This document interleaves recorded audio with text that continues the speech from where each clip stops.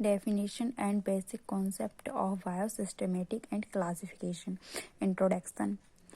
इसमें आ जाएगा डेफिनेशन मतलब इसमें टैक्सी मतलब होता है अरेंजमेंट और नॉमी मतलब होता है लॉ मतलब कि उसको उसके नियम के अनुसार जमाना क्या कहलाता है, टैक्सोनॉमी कहलाता है। वैज्ञानिक तरीके से लक्षणों के आधार पर एनिमल जीवधारियों को उनके अनेक ग्रुप्स या क्लास या समूहों में वर्गीकृत किया गया है या बांटा गया है। जीव विज्ञान की यह शाखा क्या कहलाती है, टैक्सोनॉमी कहलाती है।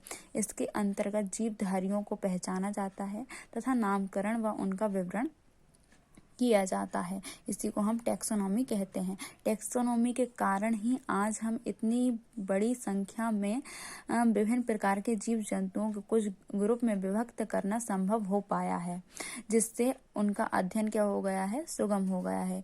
विभिन्न समूहों के लक्षणों कैरेक्टर्स के आधार पर किसी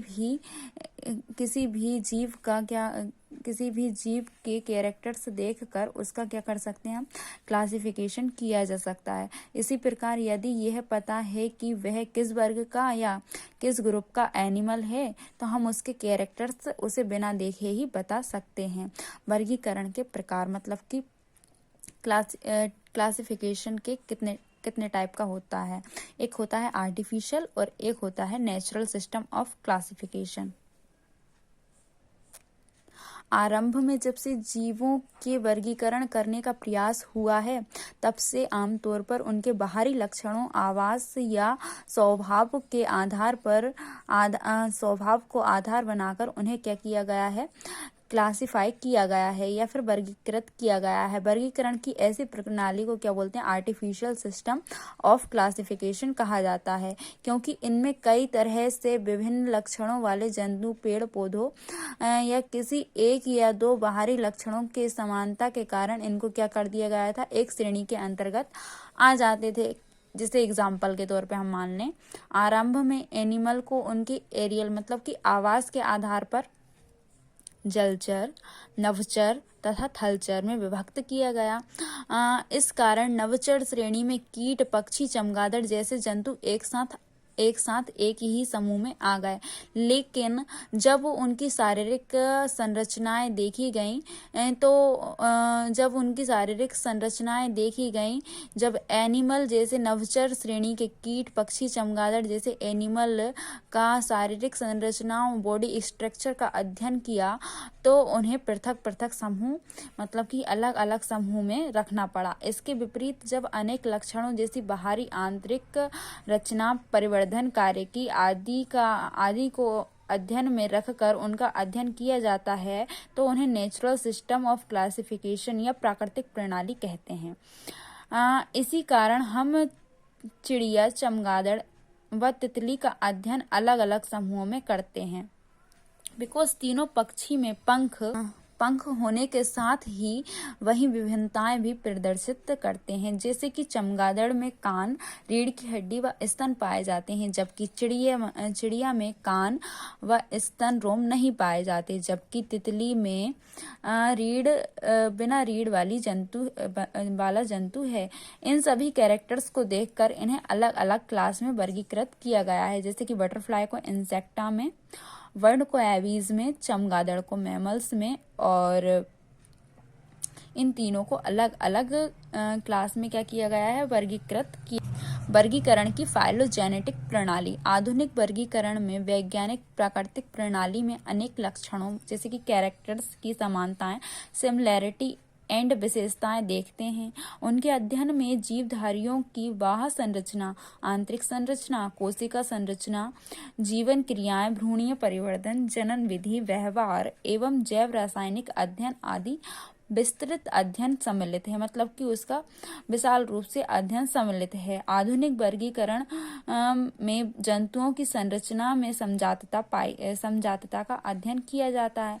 समजातता के अंतर्गत एनिमल के समतुल्य अंगों का अध्ययन किया जाता है, जिसमें मानव के अग्रहाथ मतलब कि मानव के हाथ, पक्षी के पंख, घोड़े के अग्रपाद, छिपकली की आगे की टांग व मछलियों के अग्र पंख, आंतरिक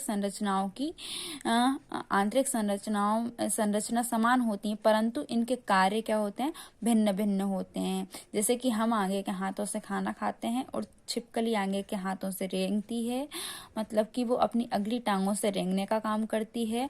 और जो मछली होती है वो अपने अग्र पंख से तैरने का काम करती है। विभिन्नताओं का पता इन्हीं आंतरिक संरचनाओं का अध्ययन करने पर चलता है। यद्यपि अलग अलग जंतुओं में अलग अलग कार्य होते हैं, परंतु आंतरिक संरचना क्या होती है, मतलब कि उनकी आंतरिक संरचना में क्या समानता दर्शाती है कि जब जैव विकास में इन सभी का विकास एक ही पूर्वज से हुआ है।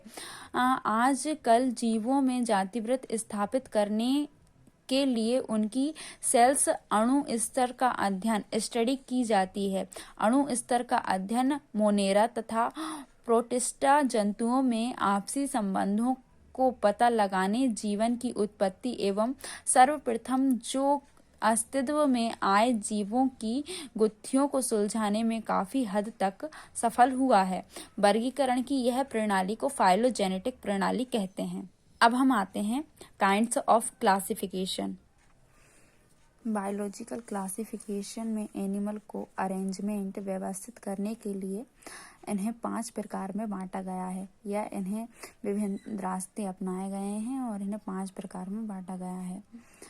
Phonetic classification, natural classification, phylogenetic classification, evolution classification और ओमनी एस्पेटिक क्लासिफिकेशन। वर्गीकरण वैज्ञानिक कैरोलस लीनियस वर्गीकरण पद्धति लागू की थी। उसमें विभिन्न पदानुक्रम स्तरों को मान्यता दी थी, जिसमें विभिन्न स्तरों के अंतर्गत उनके छोटे रैंक वाले उप स्तरों का समावेश होता है। जीवधारियों का ऐसा बड़ा समूह जिनमें कुछ विशिष्टता हो उसे वर्गीकरण में एक दर्जा दिया जाता है, जिसे टैक्सोनॉमी रैंक कहते हैं। उपरोक्त विवरण को स्पष्ट करने के लिए ह्यूमन का पदानुक्रमी वर्गीकरण दिया जा रहा है। जगत, संघ, उपसंघ, सुपर क्लास, सब क्लास, क्रम, कुल, वंश, जाति।